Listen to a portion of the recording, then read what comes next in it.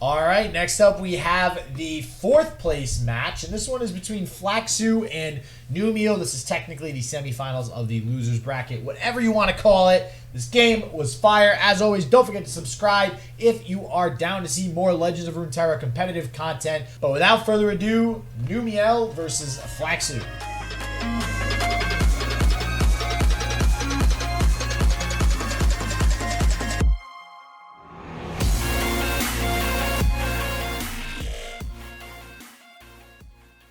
After seeing Numi and Fresh Lobster, I really am on Numi's side right now for this tournament, I gotta say. And we were hyping her up before this, like weeks ago, when we saw her make some like 10-headed plays previously. And with that said, we're going into the game. We have match number 1 starting, Numi versus Flaxeau. Yeah, we saw Numiel play once and we were like, oh, this person's insane. This person is probably just going to win the PCS championship like this. We saw her play once and we were blown away. Yep. And I know you keep talking about this Yasuo deck, but shit, you're completely ignoring the Violux Mage Seeker deck that he has brought alongside it. Listen, the whole lineup is fire as far as I'm concerned. Gangplank Sejuani is the closest thing to like a highly played deck that we have. And we barely see that in Region Locked as well. Like, we see it a lot in Unified because it makes a lot of sense there, but here in Region Lock, you're taking away 2 of your better Shadow Isle regions, and, you know, Flaxeau said, what if I just don't run Shadow Isle then? Yeah, and we see here Numi starting off with the Scout deck that we just mentioned, going up against the Katarina Yasuo. So thankfully, the Katarina Yasuo did not get banned. We are going to see a little bit of spice here to start off game number 1, and Numi off to a really good start with this curve. This is pretty nuts. Is there any... I'm trying to think of another card game where, like, I will consistently lose 25% of my HP on turn 2 and call that a mid-range deck. Yeah, I don't think that's... Yeah, that's not typical. You know, it is... I will say it's kind of weird to see no field on the side of Flaxeau and Culling Strike... Wait. Oh, yeah, okay. Culling Strike. I was like, wait a second. Barrier doesn't stop that. But... We talked about the 10-headed plays, and Numiel passes turn 3 to bank the spell mana to have the protection for the Misfortune and gets a really big attack off for it. This is a really big attack, but there's 3 Culling Strikes in Flaxeau's deck, and he's still on 4 mana. I would assume that if there was a second Culling Strike, it would have come down onto the War Chef after the Riposte came onto the Misfortune, because right now you're at 3 HP. Wow, okay. Whew. Talk about a quick first 4 turns of this game. That's insane. And the cards in Numiel's hand, honestly, have enough pressure, you know, between all 5 of these cards right here to actually go ahead and deal that last 3 points of damage. And unfortunately, you know, any sort of Yasuo Katarina deck, this is one of the problems we've seen in the past. It takes a little while for it to, you know, kind of gather the components it needs to really start working and driving that engine forward. We see the Yasuo on board, but more importantly, we need to stop the incoming damage next turn. We do see a Spirit's Refuge, and I think that might be something that might be able to keep Flaxeau in this game here. Ideally, it looks like Flaxeau is going to go for the Stun Spider to kill this Fleet Feather Tracker, because I think if Numi is given the opportunity to pull this Yasuo all the way to the right with the Fleet Feather Tracker, he will just die. Yeah, I'm going to go ahead and stun the Misfortune this turn. So it looks like he's just doing that for development's sake here. Going to go ahead and take the opportunity to Concerted Strike this Yasuo. This might just be... Let's see. He does have Will of Ionia. He cannot play Will of Ionia and Spirit's Refuge in the same turn. I'm really trying to see if these attacks line up here. I think so. Numi, I don't think wins with an open attack. Ooh, okay, this Ravenous Flock. Yeah, I think Numi has to develop, but because she has the Scout attack, that could be enough. Yeah, I mean, we only see 2 of the Fey Blade Twirlers in Flaxeau's hand as additional unit development. She could go ahead and play another Brightsteel Protector. It is going to go ahead and get matched with another Fey Blade Twirler, probably. But if the other Fey Blade Twirler is played, that means that Spirit's Refuge cannot be played. And even the Spirit's Refuge here doesn't feel super impactful. Maybe, does Will of Ionia save you the most damage playing it on? Yeah, it looks like if Flaxeau's going to go that route, going to go ahead and return that. Ooh, that's game. Single combat's 1-off lethal.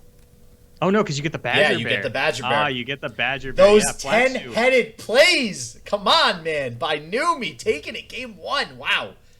How could I forget about the Badger Yeah, Bear? come on. It's only the most talked about card for at least the first, 2 months of the set coming out. I've been talking so much about what Badger Bear number 2 is going to look like out of Call of the Mountain, and I forget about Badger Bear number 1. We don't even have number I'm 1 like, yet. that's the old busted Badger Bear. Show me the new Badger Bear with hot rod flames. Yeah. The Gen Z Badger Bear. I'm tired of this Boomer Bear. The Gen Z Badger Bear. Did you really just call it Boomer Bear? God. Yeah. This is the old...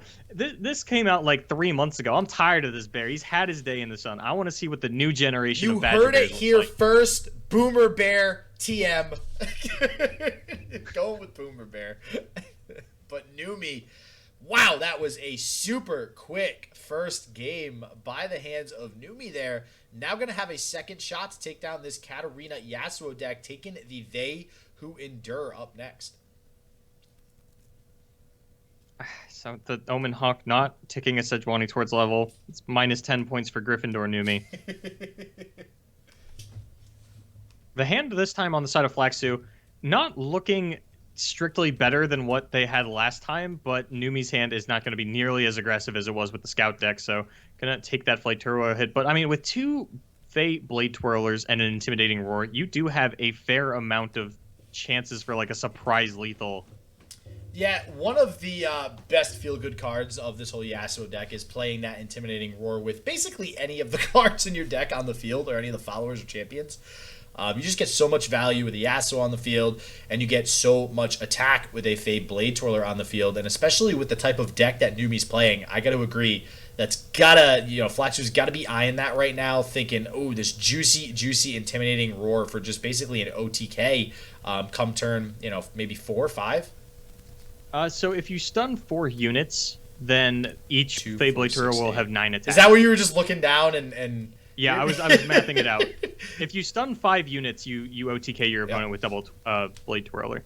Wow. So we'll see if 2 more units get played here. I don't imagine so looking at Numi's hand.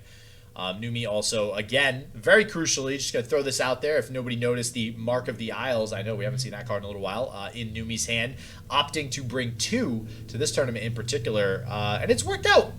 I don't know. We haven't seen it necessarily win her games, but we did see it help in some very specific, particular situations in the matchup with Fresh Lobster that otherwise a lot of cards would not have been able to help her with. Yeah, it definitely came up. One of the things that we had mentioned in the last match was the difficulties that Endor Spiders can have in dealing with Ezreal. And Numi, so far, I think the biggest use we've seen of the Mark of the Isle is actually protecting, or not protecting rather, but a Sapling being able to trade with an Ezreal. Yeah, Sapling with Ezreal felt really good. That was, again, specifically in that matchup with Fresh Lobster, and it looks like we are going to go ahead and potentially see her save the Neverglade with the Mark of the Isles, maybe opting to just go the same route as before and push a ton of damage this turn. It looks like that's the route she's going to take. This might be where we have to see the Intimidating Roar out of Flaxeau. I think it's actually a little more likely to see the Concussive Palm. Probably the Concussive Palm. Yeah, because she is... Oh, actually, yeah, it doesn't have an opportunity pre-combat, because I wanted to get the unit down as well. You still fire off the Concussive Palm, but do you do it onto the 5/7, or do you just block that with one of your Blade Twirlers? I don't know. I mean, you could consider taking the 5/7 and then Concussive Palm the Abomination, and it looks like that's what's going to go ahead and happen inside of Flaxeau. It's a little risky, I'm not going to lie, because you are still pushing a lot of damage on the side of Numi. I mean, Flaxeau again... We're on turn 5, already at 6. So you were asking the question about losing most of your health as a mid-range deck. I got to agree with you at that point because we're in the same spot yet again. So Flaxeau probably going to go for lethal here. Doesn't work out. Yep. Numiel will be able to Fury of the North one of the units outside the range of Intimidating Roar and then develop an Avarosan Sentry afterward. Will have 2 blockers available. So Flaxeau actually just going to pass. Wow. Okay. Really trying to get as much value out of that Intimidating Roar. And, Numi does play into it. So I imagine we will see the Intimidating... Okay. Okay. What did we just witness? I feel like that was about as good as your Intimidating Roar was ever going to get. Your opponent only had 4 mana. What were you really afraid of them doing at that point? But, I mean, Flaxeau picks up the Minotaur Reckoner, which in a matchup like this sucks. Unless you have Yasuo. Because you're summoning an Omen Hawk. That's nothing. Geez, tell us how you really feel, Boulevard. I feel like it's doo-doo. It's such a bad card. I mean, I agree with it. If you have the Yasuo, then you can actually start to like push through Numiel's board a little bit. They don't go as wide. Things like the Neverglade Collector don't get as much value. But when it's just Minotaur Reckoner, it's not going to be enough. And I'm really excited to see. The more I look at Leona, the more I'm excited to try a Leona deck. And I'm thinking about building something like this Yasuo deck, but just replace the Yasuo portion with Leona and like just play Minotaur Reckoner Leona. Man, Leona, what Yasuo wishes he once was, is not. I'm pretty sure this deck is going to suck, but I'm going to give it a shot. I have the LP to lose, baby. So. So now that things are playing out, though, on the side of Flaxeau, right, he actually sets himself up for, if he does Intimidating Roar next turn, it will be lethal regardless of the Fury of the North. So, I mean, I guess technically he did get rewarded for going ahead and holding on to it until the next turn, but I don't know if that would have mattered. I mean, I think if he went for it, he still would have had lethal regardless. So what Numiel is trying to figure out here is it worth it to Fury of the North to save the Neverglade Collector or to trade onto one of these Fey Blade Twirlers? Is going to go ahead and save the Neverglade Collector. This means that Flaxeau will be falling down to 2 here, and Numi's got an okay shot at lethal. You think Numi, you mean with something like Atrocity? No, so if Flaxeau plays Intimidating Roar and Numiel then plays a unit, then blocking the first attack out of Flaxeau and then Glimpse Beyonding the stunned Everest Sentry will just be lethal. Glimpse. Oh, never. We just have lethal with the Blighted Caretaker, actually. So I think for a second there, I actually just forgot that Flaxeau was at 2 health, which, like, it blows my mind how quickly Flaxeau is going so low in health in all of these games. I guess that's kind of the, using health as a resource, right? People talk about it all the time. That's exactly what Flaxeau is doing, but that Culling Strike looks like save him from exactly what you were just worried about. Oh, Numi, don't do it. There is Intimidating Roar, Numi. Please don't play the Blighted Caretaker. Oh. I actually think that Flaxeau's got a pretty good shot at pushing through lethal, especially now. Does have a Vile Feast to save herself from it potentially, but I don't think that's enough, actually. 7, so that's 2, 4, 6. So those will be 13 twos. And Okay, so she lives at 1? So that would be, 19. Yeah, she literally lives at 1 health. So. The awkward part is that Endure doesn't work next turn because Flaxeau has Mina Swiftfoot. Yep. Otherwise, without that Mina, this Endure would have been able to get an attack through, but I think he's... Flaxeau's pretty much just forced to play the Mina in response to this They Who Endure. So I imagine we'll see that happen in the next turn. Ooh. That's not enough mana. I mean, you can just pass and kill your opponent with the Blighted Caretaker. It's definitely risky.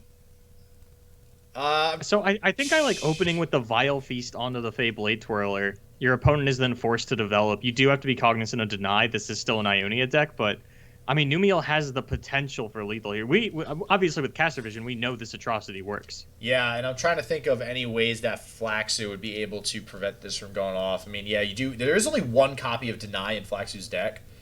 There is 2 Wills. Didn't we already see 1 in this matchup, or was that last match? So we haven't seen any go off, I don't think.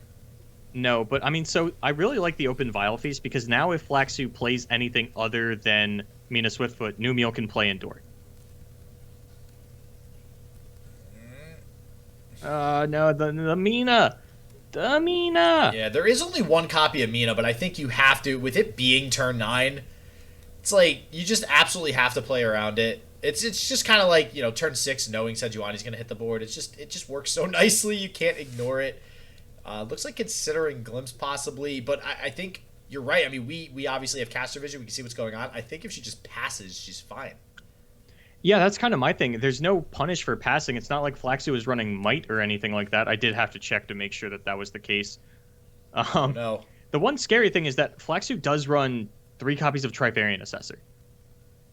Oh, that feels which so we bad. had mentioned a little bit yesterday, but we didn't really touch on it today. But I think this means that Numi is dead. Numi's going to lose. Numi could have won by just passing.